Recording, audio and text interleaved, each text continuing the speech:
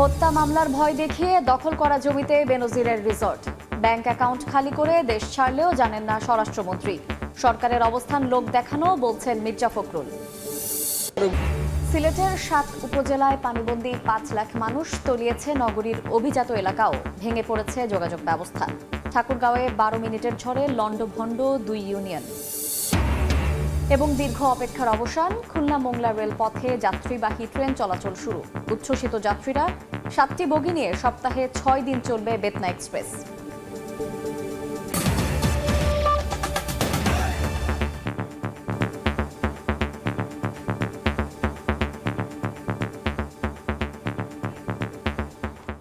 জনপদের সময়ের সঙ্গে আছি আমি শায়লা রহমান ইমা। শত শত কৃষকের ফসলি জমি জোর করে লিখে নিয়ে savannah eco resort and natural park বানিয়েছেন সাবেক আইজিপি বেনজির আহমেদ। হত্যার হুমকি ও মামলার ভয় দেখানো হয়েছিল বলে অভিযোগ ভুক্তভোগীদের। নির্যাতনের শিকার হয়ে ভয়ে দেশ ছেড়েছেন অনেকে। গোপালগঞ্জ প্রতিনিধি জয়ন্ত শিরালিকে সঙ্গে নিয়ে আরও জানাচ্ছেন সঞ্জয় কর্মকার অভিজিৎ। ছবি তুলেছেন শাহাদাত আকন। দেশে এখন আলোচিত ব্যক্তির নাম বেনজির আহমেদ। সাবেক এই পুলিশ প্রধানের বিরুদ্ধে এখন শত শত মানুষের অভিযোগ, ফসলি জমি লিখে নিয়ে পার্ক বানানোই এর মূল কারণ। বেনজির আহমেদের নির্যাতনের শিকারদের একজন বাদল বল, গোপালগঞ্জের শাহপুর ইউনিয়নের বৈরাগীটোল গ্রামের বাসিন্দা। জমি লিখে না দেয়ায় বাদল ও ছোট ভাই প্রশান্তকে হত্যার হুমকি দেয়া হয় বলে অভিযোগ বাদলের। পরে বেনজিরের পরিবারের কাছে নামমাত্র দামে জমি লিখে দিতে বাধ্য হন প্রশান্ত। এক পর্যায়ে ভয় আর আতঙ্কে দেশ ছাড়েন তিনি। আর 4 মেয়ে ও স্ত্রীকে নিয়ে পার্কের সামনেই চায়ের দোকান দিয়ে সংসার চালাচ্ছেন বাদল। আমার ভাই মানে রয়েছে নিরিবিলি, ওই জায়গায় সাইডে একটা পুকুর আছে, ওই পুকুরে গিয়া দেখছি কাঁচার পর দিয়ে বালি কাটিয়া মানে ও সেই কাঁচা দখল করে ফেলছে। এরপরে ওরা কইছে কি এই জায়গা হয় দে, আর নয় বিপি সম্পত্তি, আমরা জোর দখলে বালি ভরবো, তুই এই জমিতে আর আসতে পারবি না। এই এলাকায় সবাই জানে সে পলাই চলে গেছে, তারা কি পিস্তল দেয়াইছে না কি দেয়াইছে সে আজ পর্যন্ত মুখ করে নেই। আর আমার কি দাদা তুই ওর থাকতে পারবি না, চলি আয়, ওই জায়গার পরিবেশ ভালো না। জমি যদি না দেয় তাই তোমাকে জমি আমাকে দিয়ে যে ফিলোক আমরা দখল করে নেব।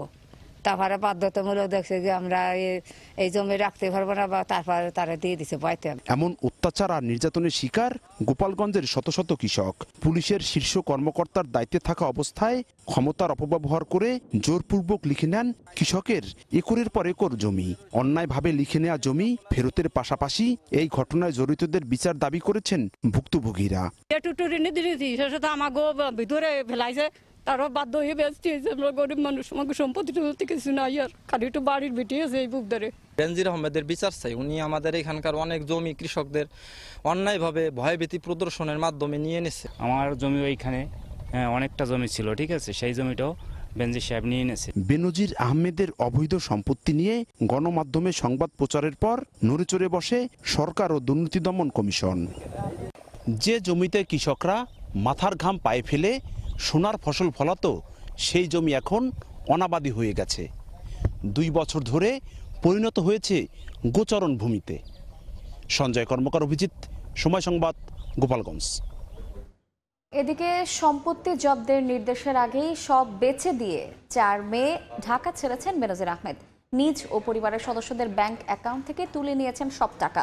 বিক্রিও করেছেন ভাটারার বহুতল ভবন ও দুবাইয়ের অ্যাপার্টমেন্ট। এদিকে সাবেক আইজিপির দেশ ছাড়ার বিষয়ে কিছুই জানেন না বলে দাবি করেছেন স্বরাষ্ট্রমন্ত্রী। আর দুদকের ডাকে সাড়া না দিলে আইনি ব্যবস্থার হুঁশিয়ারি দিয়েছেন আইনজীবীরা।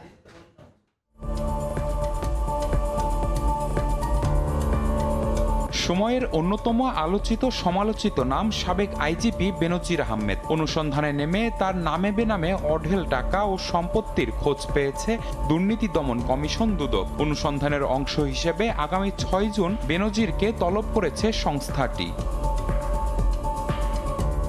আলোচনা সমালোচনা যখন তুঙ্গে, তখন সবাইকে ফাঁকি দিয়ে পরিবার সমেত দেশ ছেড়েছেন পুলিশের সাবেক এই শীর্ষ কর্মকর্তা। হযরত শাহজালাল আন্তর্জাতিক বিমানবন্দরের ইমিগ্রেশন পুলিশের রেকর্ড অনুযায়ী গত 4 মে সিঙ্গাপুরের উদ্দেশ্যে ঢাকা ত্যাগ করেন তিনি। তবে নিজে তো গেলেন, কিন্তু অঢেল সম্পত্তি কি রেখেই গেলেন নাকি নিয়ে গেলেন? সূত্র বলছে ব্যাংকের অ্যাকাউন্টগুলো এখন প্রায় শূন্য। ব্যাংক অ্যাকাউন্টগুলো ফ্রিজ করার আগেই অ্যাকাউন্টের অধিকাংশ টাকা তুলে নেওয়া হয়েছে। শুধু ব্যাংক অ্যাকাউন্ট ফাঁকা করেই থেমে থাকেননি। সাম্প্রতিক সময়ের মধ্যে ঢাকার একটি বাড়ি ও দুবাইয়ের একটি অ্যাপার্টমেন্ট বিক্রিও করেছেন এমন তথ্য পাওয়া গেছে। জানা গেছে সংযুক্ত আরব আমিরাতের দুবাইয়ে প্লাম জুমেরা ও মেরিনা এলাকায় বেনজিরের নামে বেনামে বেশ কয়েকটি অ্যাপার্টমেন্ট রয়েছে, যার মধ্যে জুমেরা এলাকায় 40 তলা কনকর্ড টাওয়ারে অবস্থিত একটি অ্যাপার্টমেন্ট গত কয়েকদিনের মধ্যেই প্রায় 29 কোটি টাকায় বিক্রিও করেছেন। দুবাইয়ের মস্কো নামের একটি বহুতল হোটেলে বেনজিরের যৌথ বিনিয়োগের তথ্যও রয়েছে। আর ঢাকার ভাটারা থানাধীন একটি অভিজাত আবাসিক এলাকায় বেনজিরের একটি 7 তলা ভবন ছিল, সেটিও সম্প্রতি বিক্রি করে দিয়েছেন। অনুসন্ধান শুরু হওয়ার পর এসব সম্পদ বিক্রি করা হয়েছে বলে জানিয়েছে দুদক। দুদকে জিজ্ঞাসাবাদ করার জন্য ডাকা হয়েছে। 9 তারিখ ওনার পরিবারবর্গকে ডাকা হয়েছে। কাজে আমরা দেখি 6 তারিখ কি হয়। যদি উনি আসলেই ওনাকে জিজ্ঞাসাবাদ করা হবে, আর যদি উনি না আসে তখন আইন অনুযায়ী তার আইনগতভাবে যা প্রসিডিউর হওয়ার সেটাই চলবে।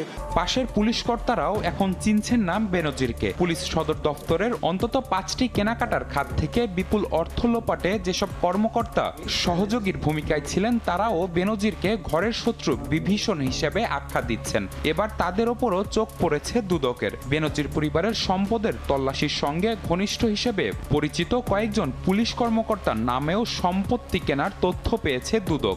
যদিও বেনজির আহমেদের দেশ ছাড়ার খবর জানেন না বলে দাবি করেছেন স্বরাষ্ট্রমন্ত্রী। তাকে তো এখনো আমরা নিষেধাজ্ঞা দেইনি। সেই নিষেধাজ্ঞার আগে চলে যেয়ে থাকে, আমি এখনো কিন্তু সঠিক জানি না সে আছে কিনা চলে গিয়েছে।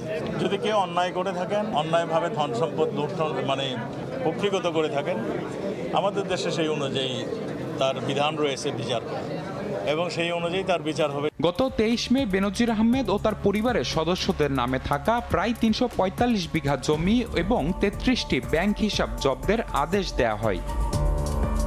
নিবিড় সাহা, সময় সংবাদ, ঢাকা। বিএনপি মহাসচিব মির্জা ফখরুল ইসলাম আলমগীর বলেছেন, সবার চোখের সামনে দিয়ে বেনজির আহমেদের দেশের বাইরে চলে যাওয়া প্রমাণ করে সরকারের অবস্থান লোক দেখানো। সকালে জাতীয় প্রেস ক্লাবে এক আলোচনা সভায় কথা বলেন তিনি। বেনজির চলে গেছে সকলের চোখের নাকের পক্ষ দিয়ে, তাহলে এই যে কথা বলছেন যে কেউ ভাত ছাড় পাবে না, আমরা সবাইকে বিচার করি, সবাই, এটা কি আপনার মানুষকে আহম্মক মনে করেছেন? বাংলাদেশের মানুষকে, বাংলাদেশের মানুষ তো আহম্মক না, সবাই বোঝে যে এগুলো হচ্ছে আপনাদের সমস্ত লোক দেখানো, প্রতারণা, যেভাবে এখন পর্যন্ত প্রতারণা করে আপনারা দেশ শাসন করছেন। এক বেনজির নয়, আমি সেদিনও বলেছি, এক আজিজ নয়, এরকম অসংখ্য আজিজ আর বেনজির তারা তৈরি করেছে। এমপি আনার হত্যাকাণ্ড তদন্তে এবার নেপাল গেলেন ডিবি প্রধান হারুনুর রশিদ সহ 4 সদস্যের প্রতিনিধি দল। ঢাকা ছাড়ার আগে সকালে ডিবি প্রধান বলেন, আসামিরা অনেকেই কাঠমান্ডু রুট ব্যবহার করেছে। আমরা শুনতেছি এরকম অনেক আসামি তারা কাঠমান্ডুকে তারা রুট হিসেবে ব্যবহার করে সেখানে থাকে। তো এই সকল তথ্য কালেকশন করা, তারপরে কাঠমান্ডু পুলিশের সাথে একটু যোগসূত্র বা ইন্টারাকশন করা, যাতে ভবিষ্যতে কোনো আসামি বাংলাদেশে অপরাধ করে যেন সেখানে ঠাঁই না পায়, আমরা সেই বিষয়েও কথা বলবো। এমপি আনোয়ার আল-আজিম হত্যাকাণ্ডে জড়িত আসামিরা যে কাঠমান্ডু রুট ব্যবহার করে সে তথ্যটা আমাদের রয়েছে, এবং আমরা কলকাতা পার্টে এবং ঢাকার পার্টে আসামিদের সাথে কথা বলে আমরা গুরুত্বপূর্ণ তথ্য পেয়েছি। সব কিছু মিলেই এটা ক্রস এক্সামিন করার জন্য মূলত আমরা ইয়েতে যাচ্ছি। আমরা 2-3 দিন থাকব। সিলেটের 7 উপজেলায় এখনও পানিবন্দী 5 লাখ মানুষ। সুরমা, কুশিয়ারা ও সারিসহ সিলেট অঞ্চলের বিভিন্ন নদ নদী বইছে বিপদসীমার উপর দিয়ে। রাস্তাঘাট ডুবে থাকায় ব্যাহত যোগাযোগ ব্যবস্থা। জৈন্তাপুর, গোয়াইনঘাট, কানাইঘাট, জকিগঞ্জ, বিয়ানীবাজার ও বিশ্বনাথের বিভিন্ন এলাকায় ঘরবাড়ি তলিয়ে চরম ভোগান্তিতে বাসিন্দারা। এদিকে সুনামগঞ্জের ধানকুনিয়া হাওরের ফসল রক্ষা বাঁধ উপচে পানি ঢুকছে। অবশেষে দীর্ঘ অপেক্ষার অবসান হলো। খুলনা মোংলা নতুন রেলপথে যাত্রীবাহী ট্রেন চলাচল শুরু হলো। সপ্তাহে 6 দিন একটি করে রেল চলবে এই রুটে। সকাল 10টার পর বেনাপোল স্টেশন থেকে 549 জন যাত্রী নিয়ে ছেড়ে যায় বেতনা এক্সপ্রেস ট্রেনটি।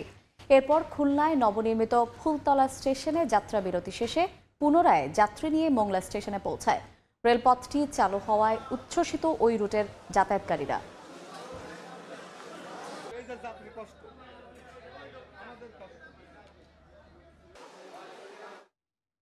এই পর্যায়ে শীর্ষ সংবাদগুলো জানিয়ে দিচ্ছে আরেকবার।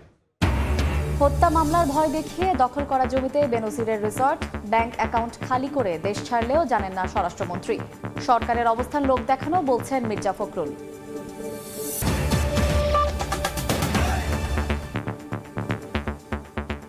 এই ছিল জনপদের সময়। রাতের সময় সঙ্গে থাকবেন সহকর্মী জাফর সাদিক। ধন্যবাদ ইমা।